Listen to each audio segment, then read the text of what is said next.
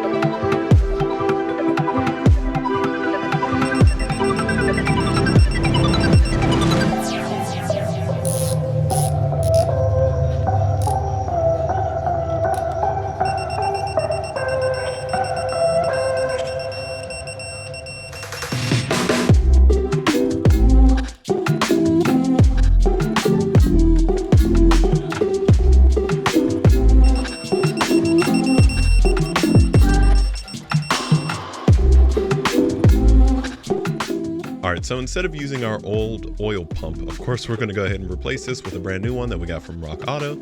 However, we did get a couple other parts as well. Now, I got some LS coils off of Amazon. They have pretty good ratings, but that is in an OEM aspect. We'll see how they work as far as performance goes. I mean, they were the same price for all of these as one performance one, so it's whatever. We also have the necessary pigtails for those, as well as the pigtails for the injectors that we picked up. Also, we have a new pulley that we're going to be putting on for the timing belt, and we also have this cool like fabric wrap that they use for wiring looms. So we're going to be doing that on pretty much all of the wires in the car that we're going to be using. So here's the new oil pump. Now, off of first inspection, it's pretty good. It doesn't have the seal installed, but we're going to go ahead and try and open it up. But for whatever reason, it was put on there with the might of God, so I couldn't actually get it off. So we're just going to hope that the inside of this is lubricated and, you know, continue on with our day.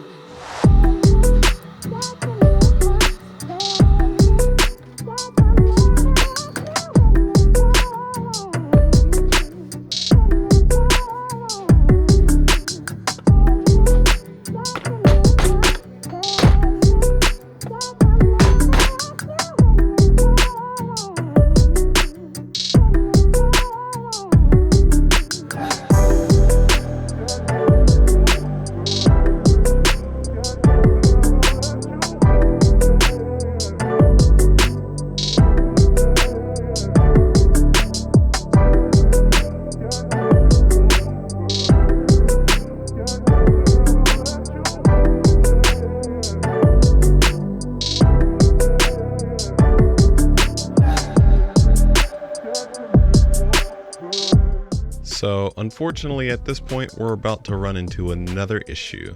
So as nice as these head studs are, we have a problem. All right, so we actually have kind of a hiccup here with the head studs. Some of these studs aren't right, and what I mean by that is with these kits you get 8 of these longer studs which go in this mid row right here, and then the rest of them are the same. I have 2 of them right here, and if you can see, one has a completely different thread than the other. As you can see, it's a coarser thread on this one compared to the more fine thread. And the thing that I notice is that actually it's not even the same thread on there. So these are completely different bolts. I don't know why these are in the kit, but they are. I got about 6 of these. So I contacted Godzilla Raceworks to see if I can get some different ones in, and I was actually shown the wrong side, but it doesn't matter because it still is an even more coarse of a thread compared to the finer threads on there. Interesting issue. Hopefully they'll get back to me soon. Actually, I have more than 6. I pulled this one here as an example, but this will be going back in the block, so I'm just going to set that in there. But all these ones that are sitting halfway in are the wrong ones, so except for this one. So this 1, 9 of them are the wrong thread, which is fun. So I'm gonna wait for them to get back to me, and we'll be able to actually finish this. So fast forward about 3 weeks or so, I was finally able to get the correct studs in the mail, to no fault of Godzilla Raceworks, by the way. It was their distributor themselves who was having a issue actually getting the replacements out and verifying the fact that the studs were incorrect in the first place. But now that we have those in the block, we can go ahead and continue to assemble it with installing these absolute pain of centering washers for the the crank gear here.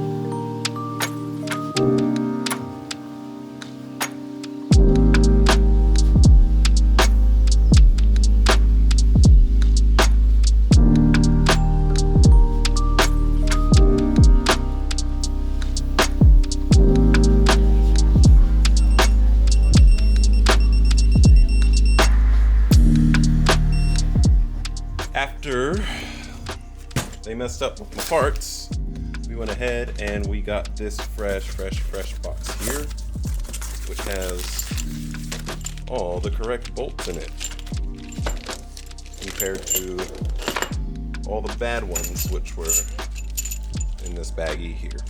Since our compression ratio is being increased due to different pistons, the other thing I grabbed some spacers here. That way will be a slightly lower compression ratio. We're also going to be running this copper coat that we're going to have to spray. I'm not sure at this point if I need all this. Okay.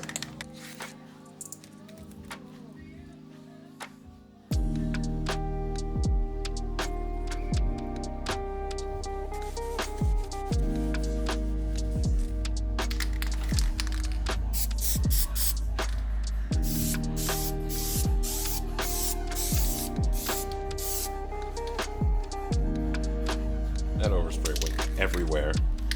I did all that fucking work just to keep it from going everywhere, and it legit, like, it went everywhere. Okay.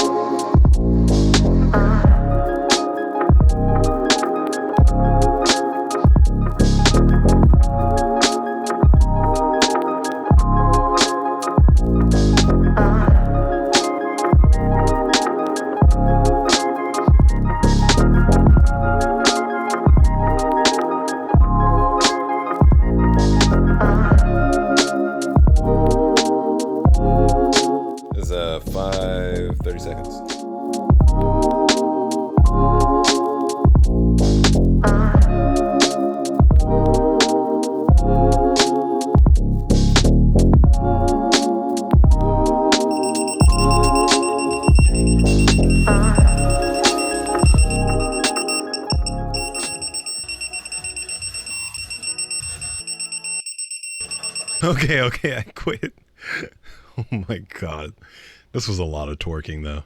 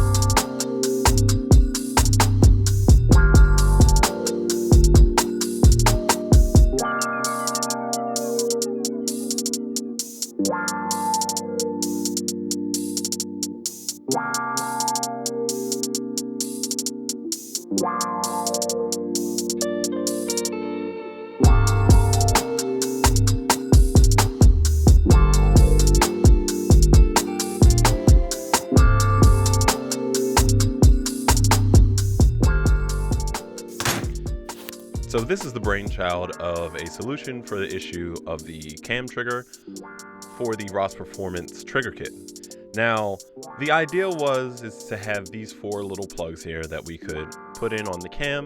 I weld them in, and then we mount a spacer to this, which I can actually mount the trigger to. However, I think I'm going to go a different way with this, but I'm still going to weld the plugs into the cam gear and put them in there because, I mean, I designed these things and I paid for them, so I might as well put them in there. And it shouldn't throw off the balance of the cam gear.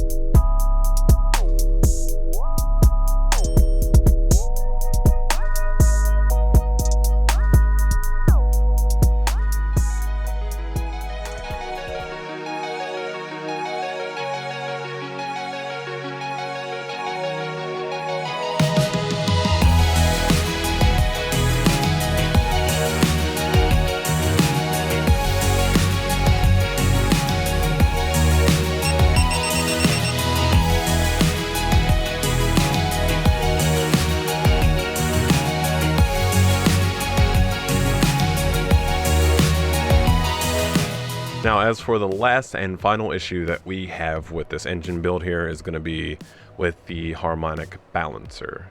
So as you can see, as we're putting it on here, it does go on relatively tightly, but that's not actually the issue. The issue is, well, two things. So one, while we're smacking it on here, it actually contacts the little indicator on the timing cover of top dead center that it's supposed to point to on the harmonic balancer.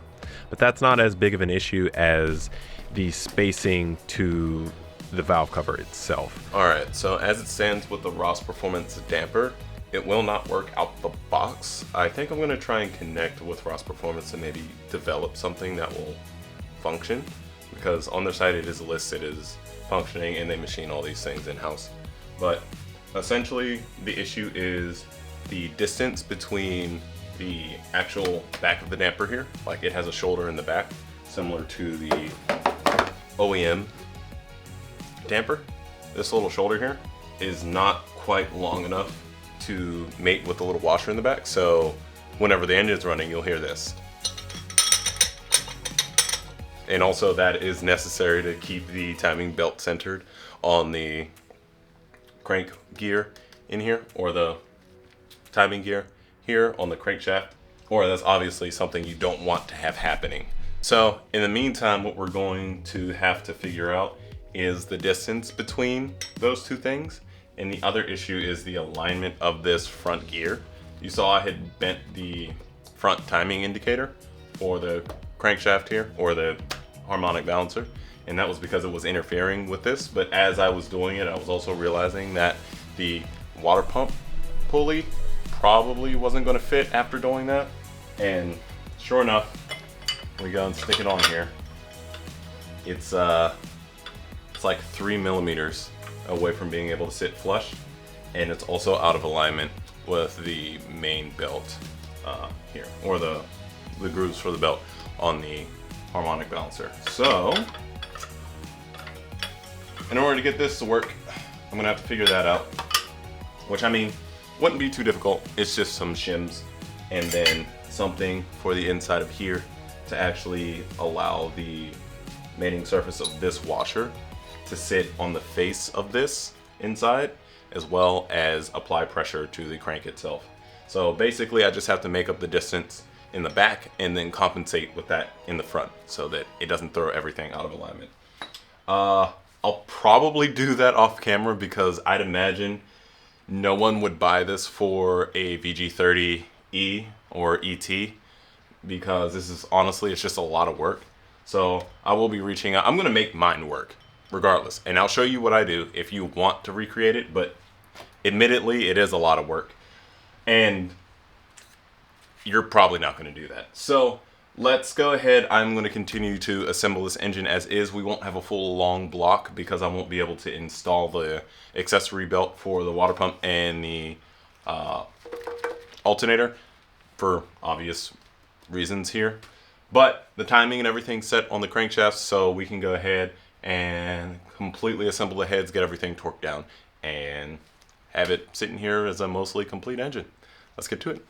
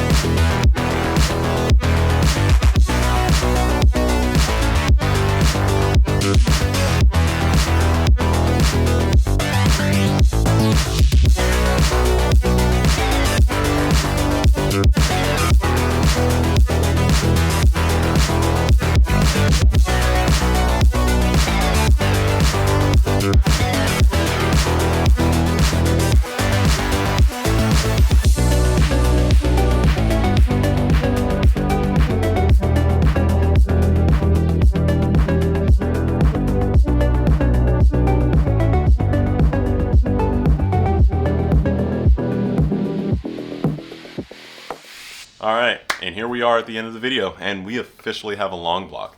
Now, there's a couple things that we still have to design and make to actually get this boy running, and that's going to be, we need to make a spacer for this harmonic balancer, since unfortunately it doesn't fit right out the box.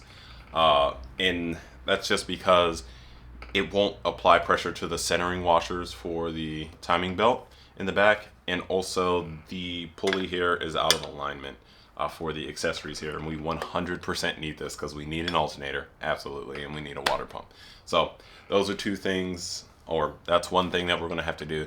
The other thing that we need to do is we need to make the passenger side exhaust. Now, I was designing a manifold here, and unfortunately I was using a gasket image online that had like the spacing and everything on the picture, and it didn't quite line up to what we have here with using one of these gaskets, and it doesn't quite fit on the engine. So we're going to have to come back to that at a later date, and there will be a video on that specifically. But all we really have to do now is put the other accessories on the engine, the intake plenum, and the manifold as well, or the runners as well. We do still need a gasket for the turbo, and come to think of it, I might have to drop the oil pan again so that I can weld a bung in there so that we can have a drain for the turbo as well. But as always, I want to thank you for watching. If you have made it to the end of the video, I want to say thank you very much and let you know that I'm actually going to be selling this sweatshirt that I've been wearing on the later half of this video. It has FatalRPM embroidered on the front, red and white, and then around the back, we got Merry Boostmas. So it is a lighter sweatshirt. It's not a super heavy one, but it's really soft on the inside, and it kind of will work until it starts getting a little warmer outside. So this is a fall to spring type sweater. However, I would wear a long sleeve shirt under it if it's going to be cold outside, because it's not going to keep you warm by itself. But I will try my best to try and get this website up before this video actually drops. If so, go ahead and head over to fatalrpm.com if you want a sweatshirt. And I'm going to be doing them pre-order style because I will be making them one by one, so I'm going to kind of limit the quantities of what we're going to do there. So if you want one, make sure to check it out ASAP. And I probably will sell them after Christmas as well, because like I said, it is a multiple season hoodie. But also I'm kind of getting late to the game here with the sweatshirt thing. But as always, again, thanks for watching. If you like the video, go ahead and hit the like button down below, and if you haven't already, please consider subscribing, and I will see you in the next one. Peace.